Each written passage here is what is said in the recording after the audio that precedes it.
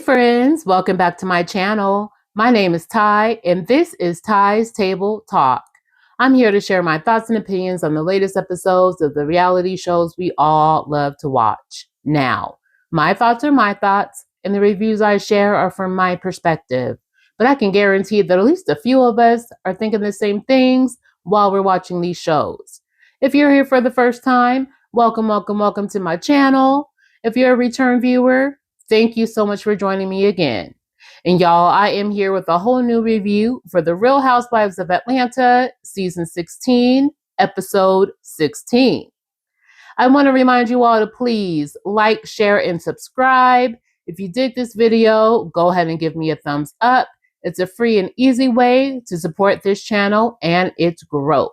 And with that said, y'all, pull up a seat, join me at the table, and let's get into this review. The ladies are back in the ATL. They have returned from their trip in Grenada, and it's back to business, y'all. We open this episode with Shamia, Shia, and Shiloh, who are all at the pediatrician's office. And Shia and Shamia are singing T-Shirt, Shamia's new single, which actually just hit all the streaming platforms this past week, y'all. If you haven't heard it, go on and check it out. It's giving all of the bedroom vibes, honey. So the producers are asking Shamia why her kids are always greased up. Those babies have Vaseline on all over their little bodies from head to toe. And in her confessional, Shamia says her mother raised her up doing the same thing for her. And now she can walk out of the house with a bare face, no makeup on, and be good. Good moisturized skin is the name of the game, and that's what she's doing with her girls. And if you have a problem with that, Shamia says, judge yourself. Once Shamia and the babies are back in the exam room, she FaceTimes Gerald so he can hear what the pediatrician is saying. And Shamia actually got diagnosed with strep throat when she got back to Atlanta.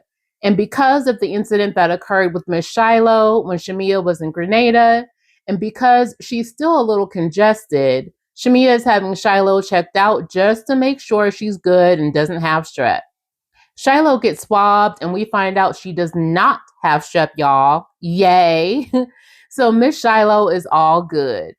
Now, during this scene, we also learn that Shamia's surrogate, Asha, did undergo the embryo transfer for the baby Shamia and Gerald plan to have next. However, that transfer was not successful.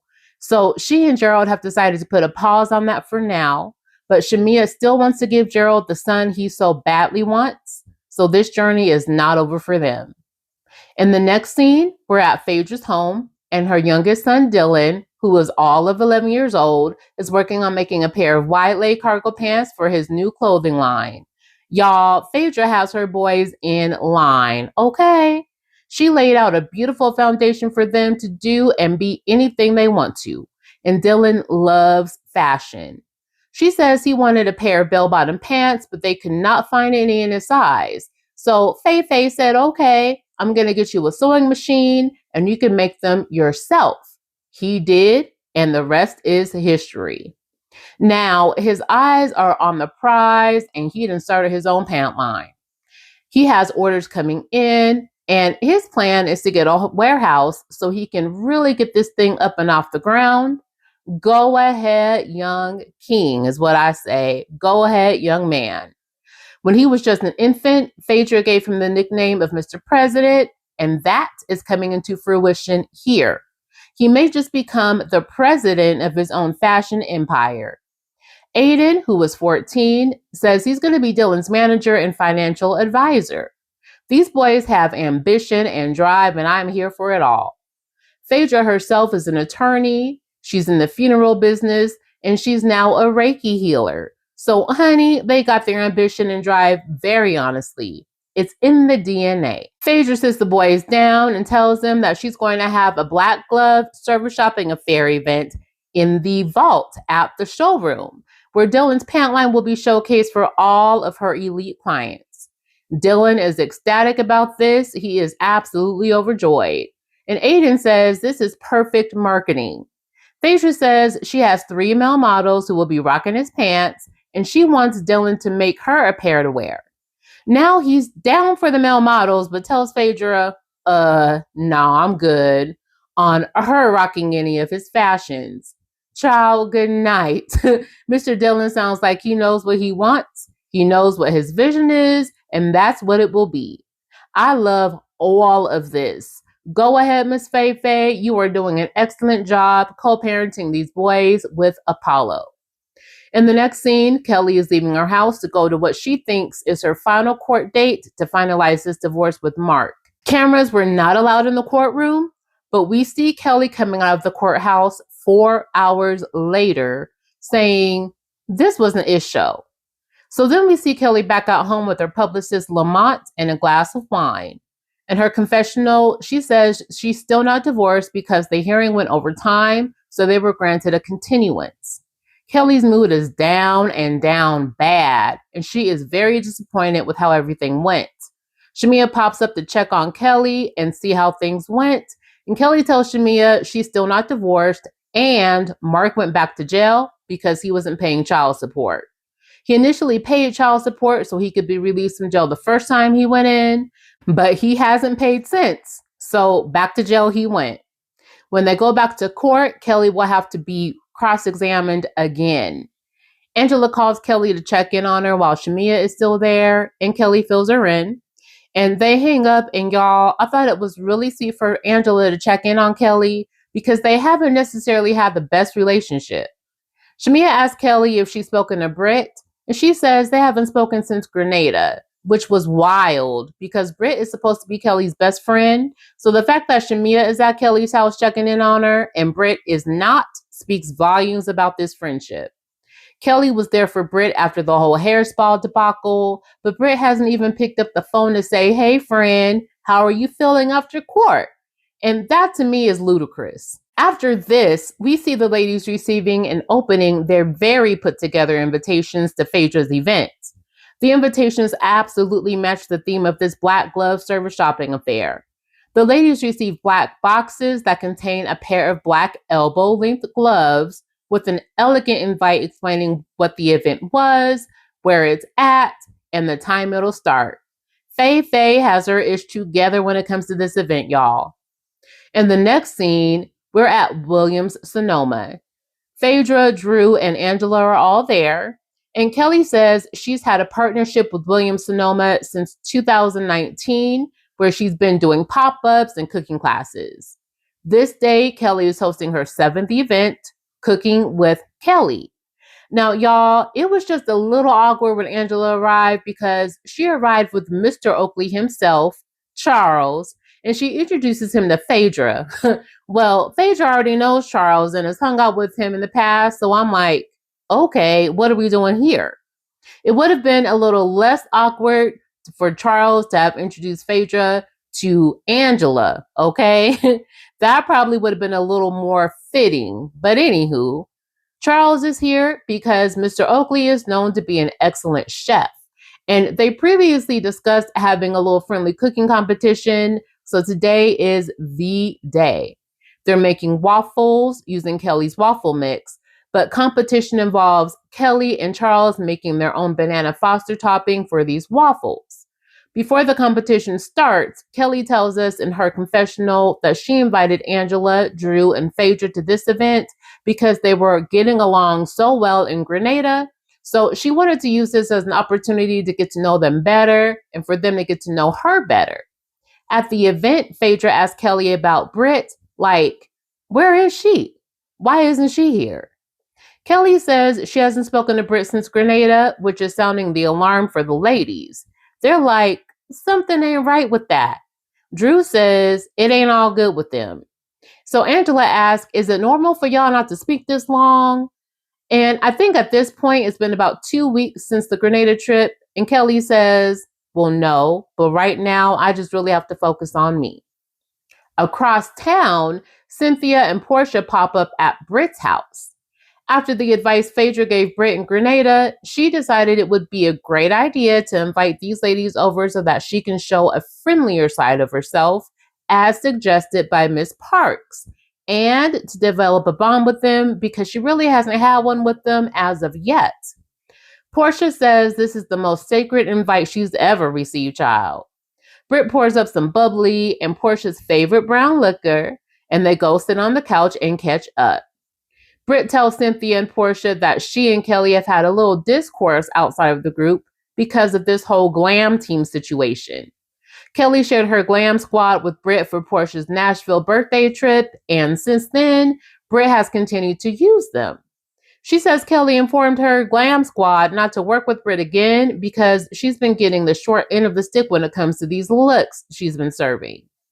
We get some flashback scenes of the various events both ladies were styled by this glam team for, and yeah, I can kind of see that. Kelly's looks have been a little lacking in comparison to Britt's, but I'm thinking Kelly's input about her own looks have a little something to do with that. Kelly confirms in her confessional that she absolutely told her team not to work with Britt again. She feels Britt is stealing all of her juice, and Kelly ain't going for it at all. At her house, Britt tells Cynthia and P. Willie that although the glam team has been instructed not to work with her, they have been working with Shamia now. Portia and Cynthia are like, what? Huh? How does that make sense? And Britt says the team has been doing shopping sessions with Shamia. Britt then says she's been holding secrets in regards to conversations she's had with Shamia about Portia. Shamia has even showed Britt private text messages she exchanged with Portia about her divorce and even her therapy sessions.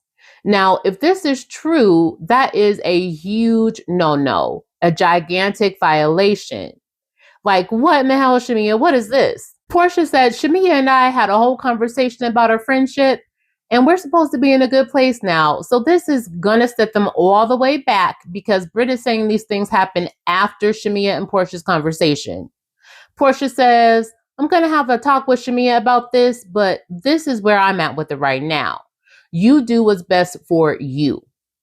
Back over at Williams-Sonoma, the competition that started between Kelly and Charles, and the ladies are about to judge these waffles and bananas Foster topping.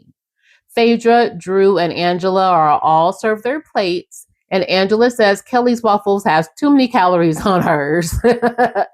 They all taste Charles's waffles, and Faye starts making these sounds, y'all, like she's about to climax, okay? Drew and Phaedra said, Charles, you did that. Your waffle is giving soul, honey. Angela says it's a tie. Kelly says she'll take that. Then suddenly, we see this random man walk up to Angela and ask if he can speak to Angela off camera about something important.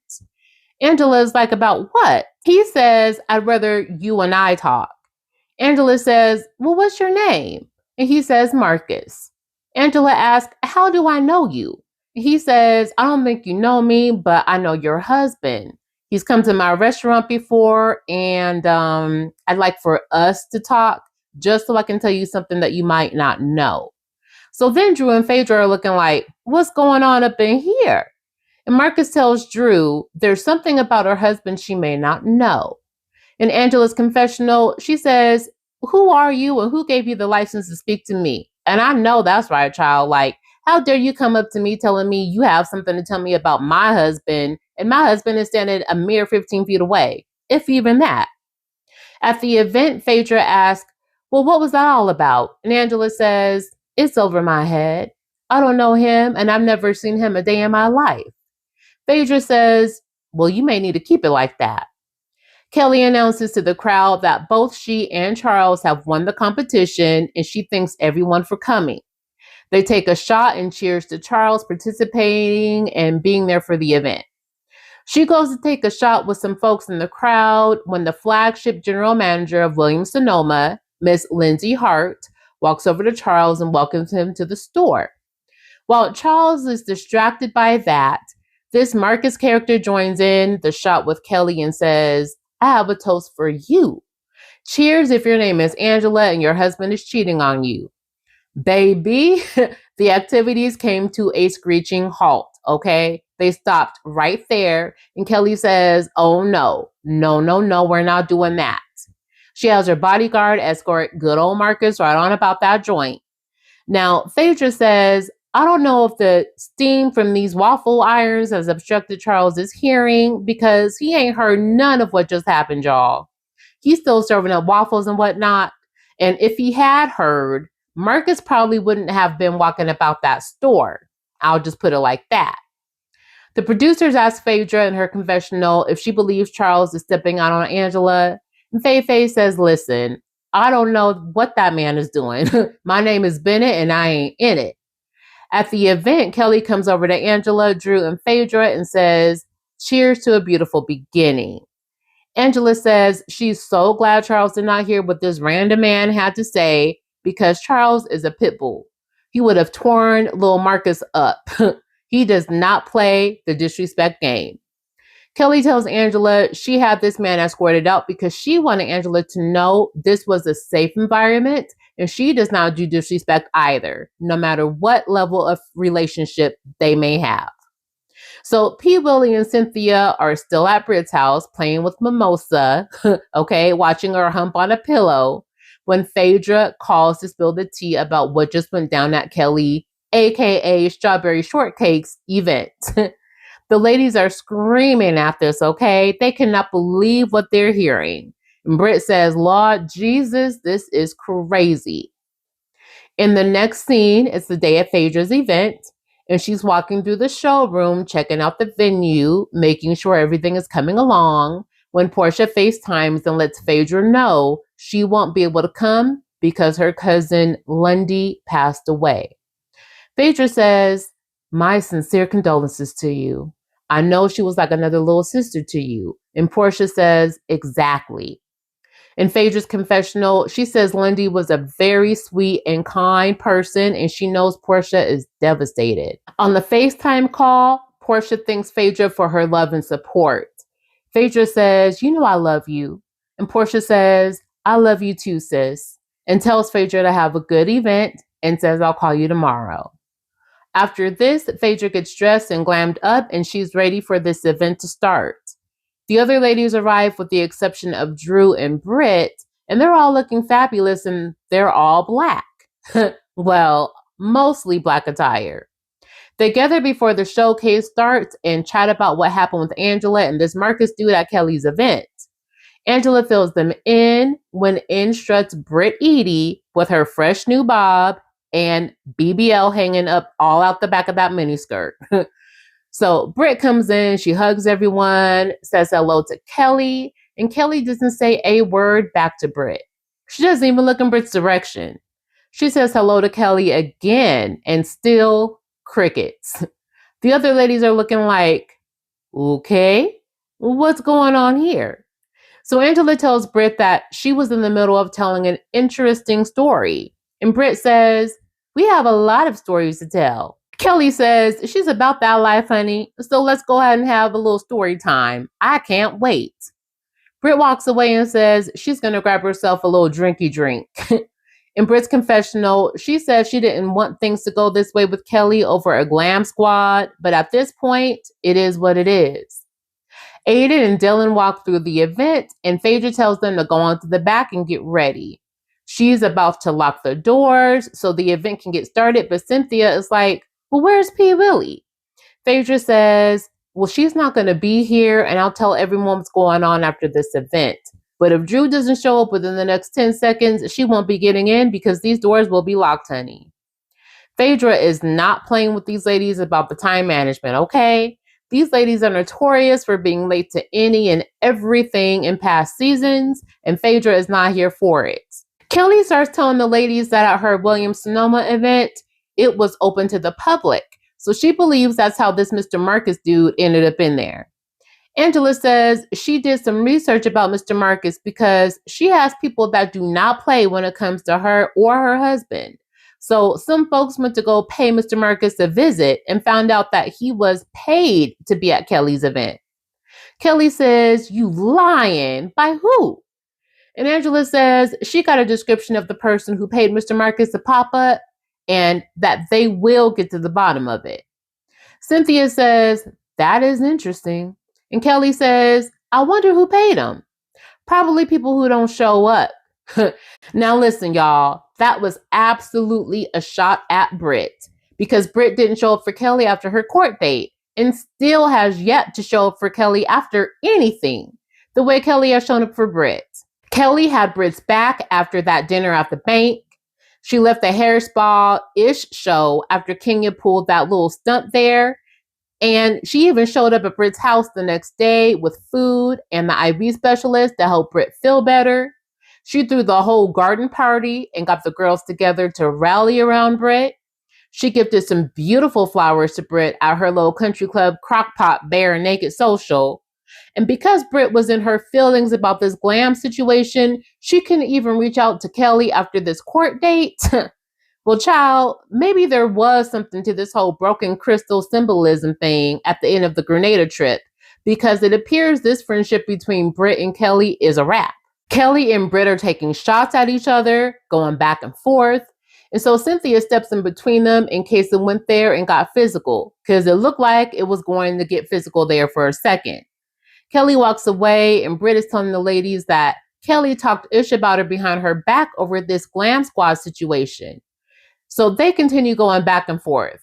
Britt says something to Kelly like, rah, rah, rah, rah, rah. And Kelly says, you better go talk to your pill-popping roommate. In Faye Faye's confessional, she says this is better than watching a Wimbledon match. But when Kelly mentioned the pill-popping roommate, that was match point, honey. Britt offered Phaedra some Advil PM one time, but she didn't get the Propofol Michael Jackson special. And baby, this is what I love about Phaedra. She's quick with the one-liners, child. At the event, Kelly walks away from the argument again, and Britt yells out, your stylist said you look a mess, so keep it up. Unless you want to talk about all of those abortions you had when you were married. Y'all, Strawberry Shortcake left the building on that one and returned as the big bad wolf, because she was huffing and puffing and was ready to blow Britt's little whole world down after that. Kelly says, oh hell nah, bitch, you can never be me. She tells her bodyguard to get her on up out of there and yells out that Britt is a hoe. Shamia tells Britt, what you just did is equal to what Kenya did to you. That was not right. Cynthia said, and we're back. Back down lower than hell where Kenya took us once already this season. Britt done brought us here yet again. That was low, low, low, low, low. Phaedra tries to talk to Kelly to calm her down, saying she's a Reiki healer. Kelly said, ain't enough Reiki in hell. Somehow, though, Phaedra was able to calm Kelly down enough to get her to stay for the fashion show taking place at this event. Meanwhile, we hear someone knocking on the glass outside of the front door. Drew Sidora then arrived late. She says it was due to traffic, but again, Faye doesn't care what the excuse is. The doors will remain locked until after this fashion show is over. Drew makes the best of it though, okay? She waits outside, and while she's waiting, she indulges in a little snacky snack. A chicken wing one of the police officers outside the venue was eating on. He didn't offer Drew food right up off of his plate, and Drew said the wing was hidden. Inside, Phaedra has enlisted the help of model Jessica White and model/photographer Derek Blanks to walk down the runway for her, and that damn Derek is fine as hell, child. That man is fine. Phaedra has the doors unlocked, and Drew is finally allowed inside, just in time to see Mr. Dillon and Mr. Aiden walk down the runway to showcase Mr. President's pant line. The boys let everybody know that they're taking pre-orders, so put your orders in now. Phaedra tells us in her confessional that she has raised these boys to always have each other's backs because she will not be here forever. And by the looks of it, she doesn't have anything to worry about in that department. She gets teary-eyed, and that really touched my heart. Now that the fashion show was over, the ladies start shopping. Shamia sits down next to Britt and asks, why didn't you call and check in on Kelly after this court case? And Britt says, because I can't be fake. And after what Kelly has said about me over this whole glam team situation, I just can't. And that's me being real. Britt, I think that's you being real petty, okay? You being real petty, period. So then Phaedra sits down with the ladies and tells them that Portia is in attendance because her cousin Lindy passed away suddenly. Shamia is shocked as hell and starts tearing up, as does Cynthia. Phaedra, Shamia, and Cynthia were all around Portia and her family, so they all knew Lundy. And Cynthia says this is devastating news. And Angela says anything that we can do, we'll do. Phaedra says at the end of the day, we are sisters in this group, and we have to support one another because you never know when the last time was truly going to be the last time. And y'all, that was the end of this episode. And I hate that it ended on such a sad note. And I know this happened over a year ago, but I still want to go ahead and extend my condolences to Portia and her family.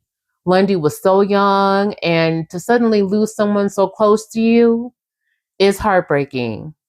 Just wow, wow, wow, wow. Well, y'all, comment down below and let me know what you thought of this episode and the whole blow up between Britt and Kelly. And tell me what you think about this Mr. Marcus dude popping up out the blue, approaching Angela with this BS the way he did at Kelly's event. I did just see something here a little while ago posted on the Kimpire's YouTube channel where I guess Angela did an interview with Carlos King and says that Phaedra is the one behind all of these cheating rumors about Charles. Now, I don't know if she's saying that Phaedra is the one who paid Mr. Marcus to show up at Kelly's event. It was seeming that way, but I'm sure we will get more bits and pieces about that in the coming days. Anyway, y'all, thank you so much for watching. Please remember to like, share, and subscribe. And until next time, stay safe, stay blessed, and don't forget to tell someone you love them today. And do not forget to love up on yourselves. Love y'all. Peace.